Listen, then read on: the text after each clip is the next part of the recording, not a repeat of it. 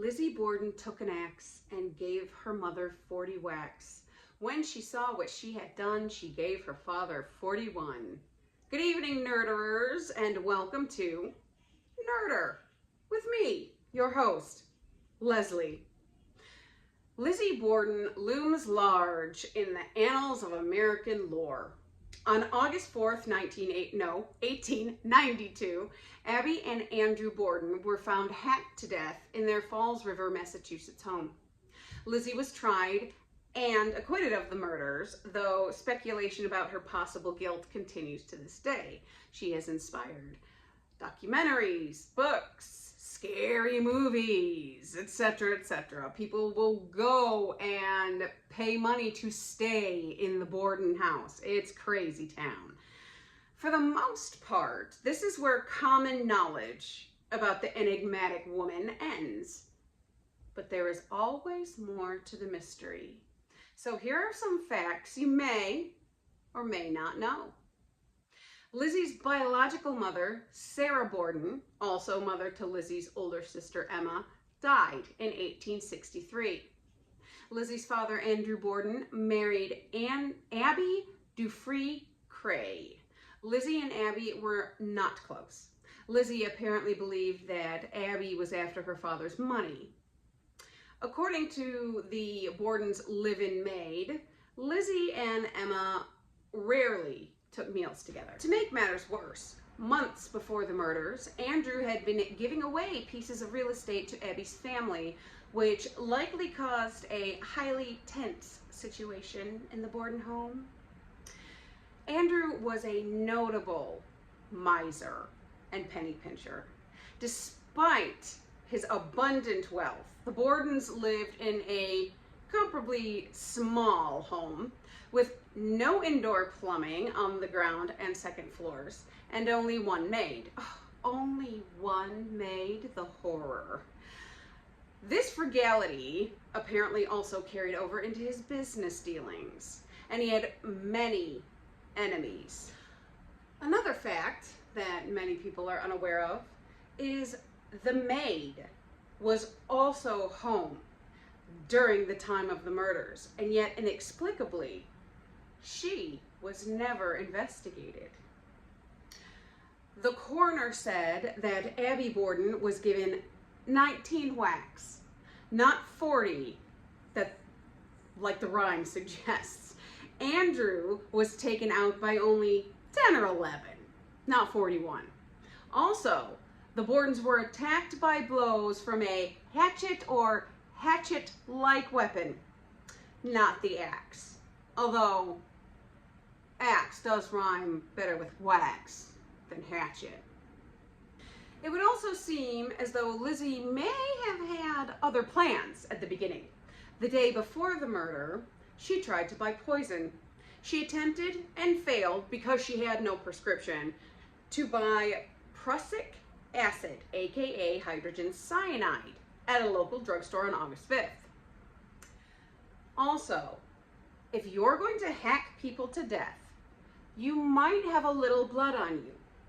Investigators agreed that whoever had killed the Bordens would have been covered in spray and splatter, right? After the slaying. So if Lizzie was the killer, she would have been covered in blood. She would have had to change, hide her blood-soaked clothes where no investigators would find them. P.S. Blood-soaked clothes were never found. She would have to go downstairs, talk with the maid for roughly 30 minutes, kill her father, change again, because, sorry, she killed Abby first, right? And then they said she spoke to the maid. So she would have had to kill Abby, get completely changed, hide those clothes, go talk to the maid, kill her dad, get completely changed, and hide those clothes. It's a very busy woman. They never found any clothing saturated in blood, and she was not saturated in blood.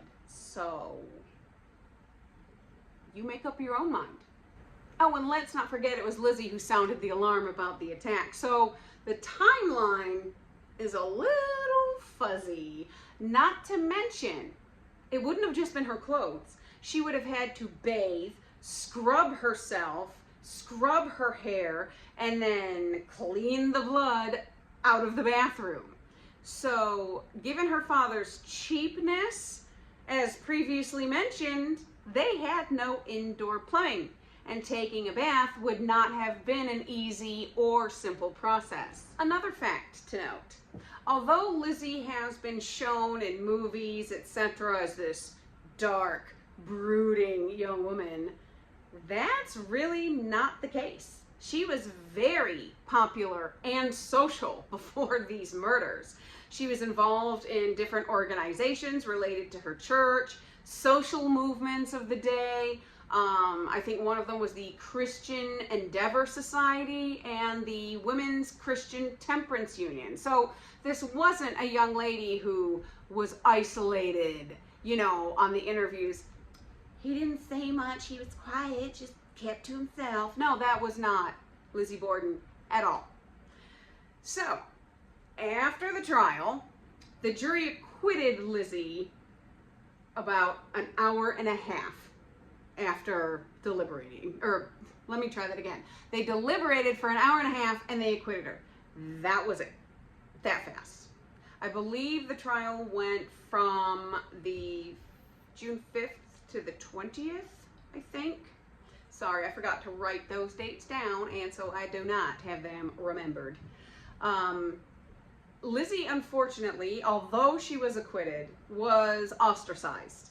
And as we can tell by the lore surrounding these murders, the world still thinks she did it. They still say the rhymes, they still make the movies, etc.